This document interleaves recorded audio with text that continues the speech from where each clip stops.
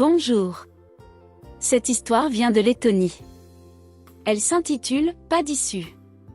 Le sport était la passion de Beba. Elle donnait tout pour le sport. Elle aimait particulièrement jouer au basketball et elle adorait ses entraîneurs. Chaque fois qu'elle participait à un match, elle donnait tout dans l'espoir de gagner. Mais lorsque Beba s'est préparée au baptême, elle s'est rendue compte qu'elle devait arrêter de jouer au basket.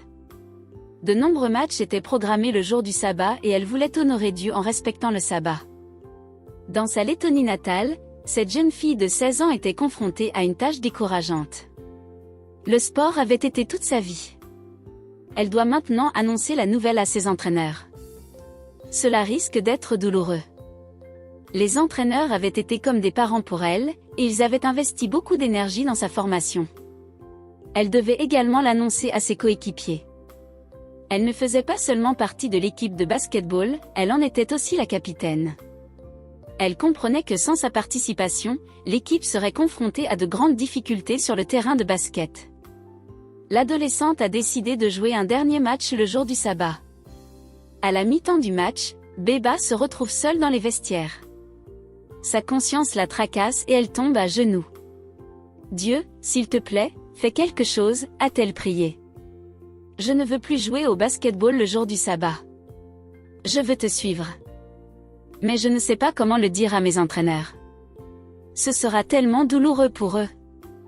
Mais je te promets que ce sera mon tout dernier match du sabbat. » Il ne semblait pas y avoir d'issue. Après la prière, Beba ne se sent pas bien. Les entraîneurs l'ont examinée et ont constaté que sa tension artérielle était excessivement élevée. Beba a été hospitalisée. Après avoir effectué une série de tests, un médecin lui a annoncé une nouvelle surprenante. « Vous êtes née avec un seul rein », lui dit-il. « Vous ne pouvez plus jouer au basketball. » Beba n'en croyait pas ses oreilles. Dieu avait prévu une solution. Elle n'était pas ravie de n'avoir qu'un seul rein. Mais maintenant, elle pouvait facilement expliquer à ses entraîneurs et à ses coéquipiers pourquoi elle devait arrêter le basket. Elle a annoncé la nouvelle à ses entraîneurs et à ses coéquipiers. Ils se sont montrés compréhensifs. Ils ont compris. Beba était heureuse que Dieu lui ait offert une issue, mais elle était triste de devoir dire adieu au sport. Le sport avait été toute sa vie. Puis elle s'est souvenue qu'elle avait quelque chose de mieux que le sport. Elle avait Jésus. Elle a prié, « Jésus, s'il te plaît, donne-moi quelque chose de nouveau dans ma vie parce que je ne peux plus faire de sport. » Peu après cette prière, un ami lui a donné une guitare pour qu'elle en joue.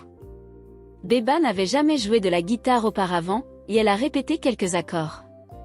Ce n'était pas trop difficile. Après seulement un jour d'apprentissage, elle était capable de jouer des chansons simples toute seule.